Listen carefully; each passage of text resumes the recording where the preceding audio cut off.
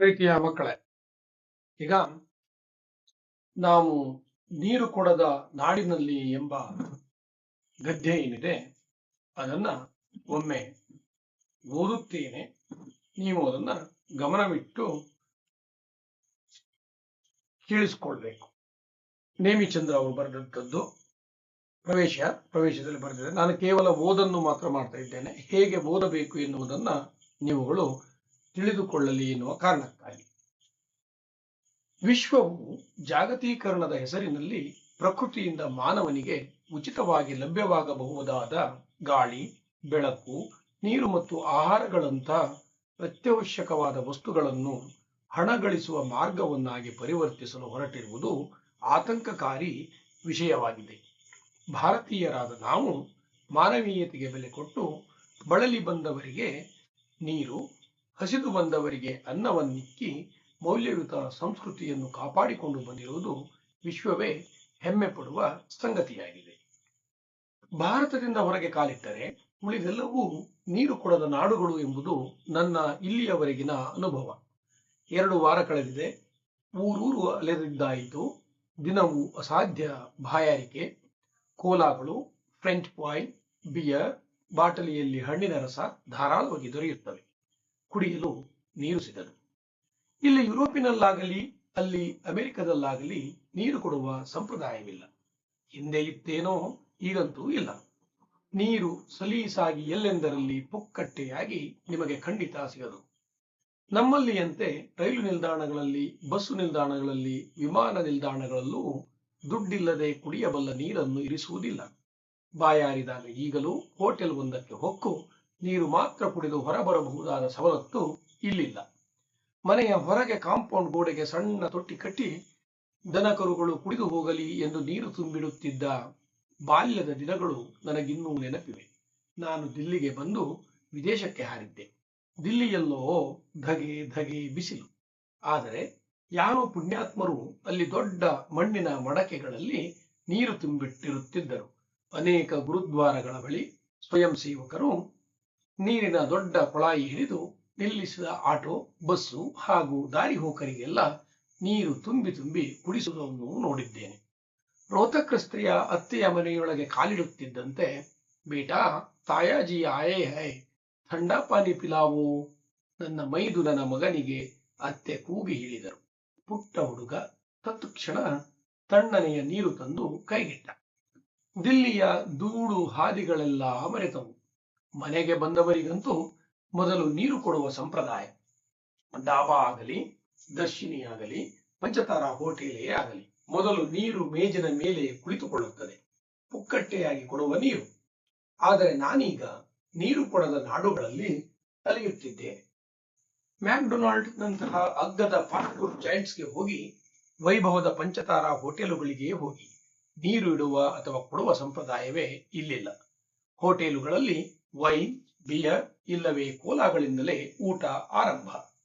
ಮ್ಯಾಕ್ಡೊನಾಲ್ಡ್ಗಳಲ್ಲಿ French fries ಇರಲಿ, sandwich ಆಗಲಿ, burger ಆಗಲಿ, ಜೊತೆಗೆ ದೊಡ್ಡ ಗಾತ್ರದ ಕೋಲಾದೊಡನೆಯೇ ನೀಡುತ್ತಾರೆ. ಮಧ್ಯಾಹ್ನದ ಊಟದ ಸಮಯ.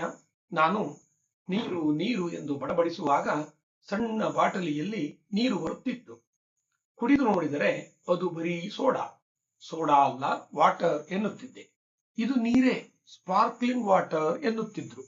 ಅಪ್ಪ ಮಹನೀಯರೇ, ನನಗೆ ಹೊಳೆಯುವ ನೀರು ಬೇಡ, ಸಾದಾ ನೀರು ಕೊಡಿ ಎಂದೇ ಪುಟ್ಟ ಬಾಟಲು ತರಿಸಿದರು.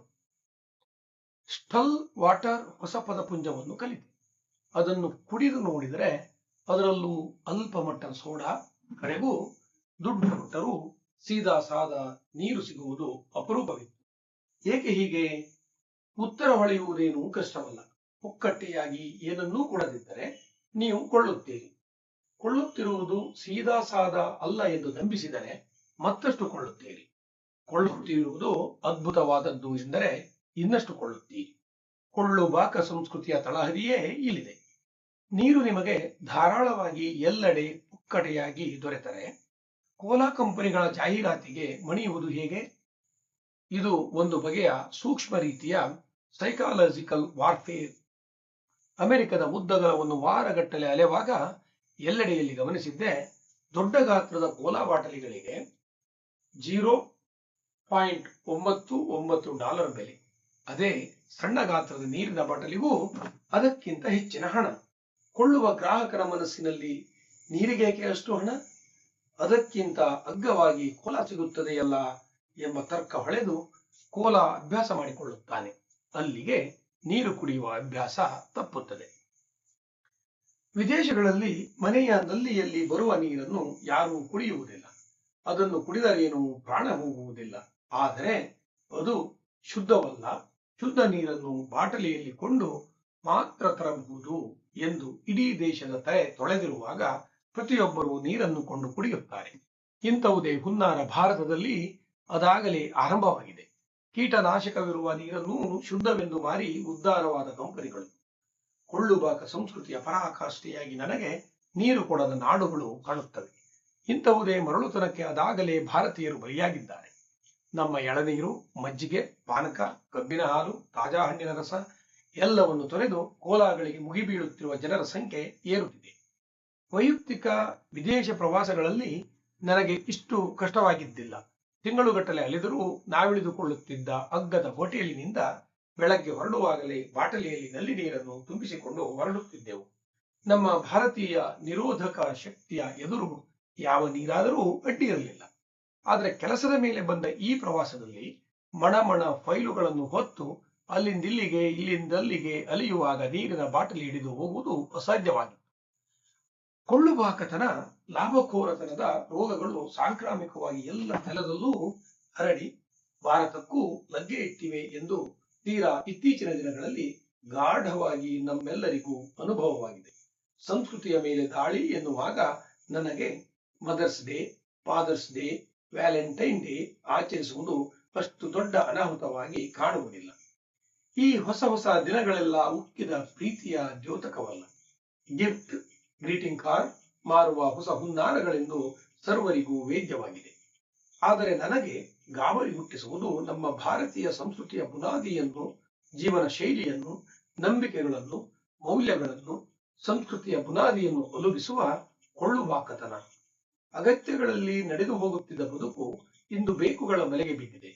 ಸರಕಾರಿ ಕಾಲೇಜಿನ ಪ್ರೊಫೆಸರ್ ಮತ್ತು ಪ್ರಾಂಶುಪಾಲರಾದ ನಮ್ಮ ತಂದೆಗೆ ಕಾಲೇಜಿಗೆ ಸೈಕಲಿನಲ್ಲಿ ಹೋಗುವುದು ಅಪಮಾನಕರವಾಗಿ ಕಂಡಿರಲೇ ಇಲ್ಲ.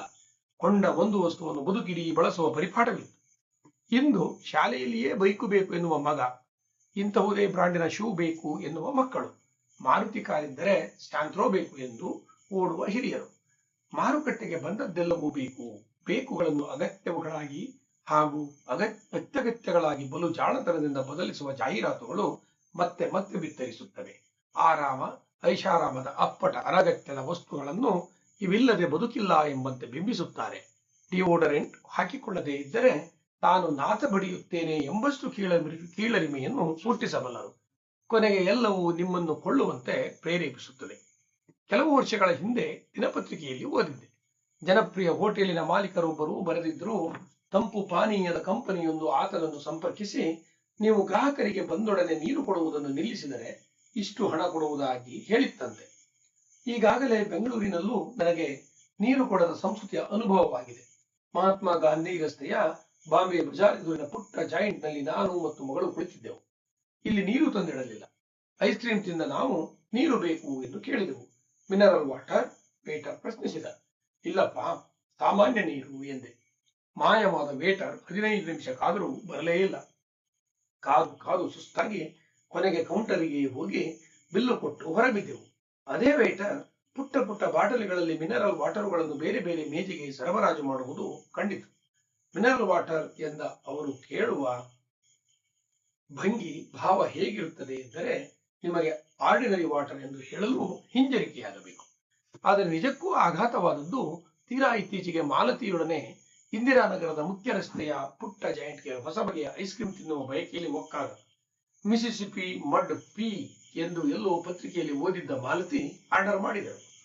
ದೊಡ್ಡ ಬಿಳಿ ಪಿಂಗಾಣಿ ತಟ್ಟೆಯಲ್ಲಿ ಕೇಕ್ ಮತ್ತು ಐಸ್ ಕ್ರೀಮ್ ಇರಿಸಿ ಮೇಲೆ ಕೋಕೋ ಪುಡಿ ಮುದುರಿಸಿ ಆಕರ್ಷಕವಾಗಿ ತಂದಿಟ್ಟರು. ಬೆಲೆ ₹100 ಎಂದಾಗ ಹೌಹಾರಿದ್ದುಂಟು. ಇಲ್ಲೂ ನೀರು ಕೊಟ್ಟಿರಲಿಲ್ಲ. ನೀರು ಕೊಡಿ ಎಂದೆ.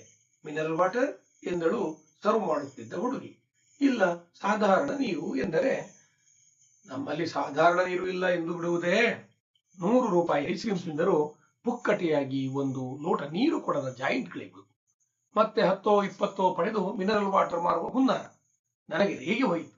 ಅಲ್ಲಿ ನೀರು ಕೊಡಲಿಲ್ಲ. ಹೊರ ಬಂದು ಬನ್ನಿ ಮಾರುತಿ ಸಾಗರ್ಗೆ ಪಾನಿಪುರಿ ತಿನ್ನೋಣ ಎಂದೆ. ಎದುರಿಗೊಂದು ಸಾಗರ್ ಹೋಟೆಲ್ ಇತ್ತು. ನುಗ್ಗಿದೆವು. ಕುಳಿತೊಡನೆ ವೇಟರ್ ಬಂದು 4 ಲೋಟ ನೀರು ತಂದಿಟ್ಟ. ಬರೀ ಬಾಯಲ್ಲ, ಮನಸ್ಸು ತಂಪಾಯಿತು. ಹೇಳಿ, ಕಾಯ್ದುಕೊಳ್ಳಬಲ್ಲವೇ ಮಾನವೀಯ ಮೌಲ್ಯಗಳನ್ನು? ಕೊಳ್ಳುವಾಕ ತನ್ನ ಕಪಿಮುಷ್ಟಿಯಿಂದ ಬಿಡಿಸಿಕೊಳ್ಳಬಲ್ಲವೇ? ಬಾಯಾರಿದವರಿಗೆ ನೀರು ಕೊಡಬಲ್ಲವೇ? ಹಸಿದವರಿಗೆ ಅನ್ನ ಕೊಡಬಲ್ಲವೇ? ಇನ್ನೊಬ್ಬರ ನೀರು ಅನ್ನವನ್ನು ಕಸಿದುಕೊಳ್ಳದೆ ಬದುಕಬಲ್ಲವೇ? ನಮ್ಮ ಸಂಸ್ಕೃತಿಯನ್ನು ಕಾಯ್ದುಕೊಳ್ಳುವ ಅಸ್ತ್ರ ನಮ್ಮ ಕೈಯಲ್ಲೇ ಇದೆಯಲ್ಲವೇ? ಮತ್ತೆಂದೂ ನೀರು ಕೊಡದ ಆ ಜಾಯಿಂಟ್ಗೆ ಹೋಗುವುದಿಲ್ಲ. ನನ್ನಿಂದಂತೂ ಇಂಥ ಜಾಯಿಂಟ್ಗಳು ಉದ್ಧಾರವಾಗುವುದು ಬೇಡ ಎಂದುಕೊಂಡಿದ್ದೇನೆ. ಪ್ರಸ್ತುತ ಈ ನೀರು ಕೊಡದ ನಾಡಿನಲ್ಲಿ ಅಂಕಣ ಬರೆಯವನ್ನು ಶ್ರೀಮತಿ ನೇಮಿಚಂದ್ರ ಅವರ ಬದುಕು ಬದಲಿಸಬಹುದು ಕೃತಿಯಿಂದ ಆಯ್ದು ಸಂಪಾದಿಸಿ ನಿಗದಿಪಡಿಸಿದೆ. ವಿಶ್ವದ ಜಾಗತೀಕರಣದ ಹೊಡೆತಕ್ಕೆ ಸಿಲುಕಿದ ನಮ್ಮ ನಗರಗಳು ಇಂದು ಕೊಳ್ಳುಬಾಕತನವನ್ನ, ಲಾಭಕೋರತನವನ್ನು ಹುಟ್ಟುಹಾಕಿ ವಿಶ್ವದ ಮಾರುಕಟ್ಟೆಯಾಗಲು ಹೊರಟಿರುವುದು ಬಲು ಅಪಾಯಕಾರಿ ಎಂಬ ವೈಚಾರಿಕ ಚಿಂತನೆಯನ್ನು ಹಾಗೂ ನಮ್ಮ ಸಂಸ್ಕೃತಿಯ ಹಿರಿಮೆಯನ್ನು ಕಾಪಾಡಿಕೊಳ್ಳುವ ಅನಿವಾರ್ಯತೆಯನ್ನು ನೀರು ಕೊಡದ ನಾಡಿನಲ್ಲಿ ಎಂಬ ಈ ಗದ್ಯ ಭಾಗದಲ್ಲಿ ಅತ್ಯುತ್ತಮವಾಗಿ ಚಿತ್ರಿಸಿದೆ. ಹಗ್ಗ ಅಂದ್ರೆ ಏನ್ ಹೇಳಿ ಮಕ್ಕಳೇ? ಹಗ್ಗ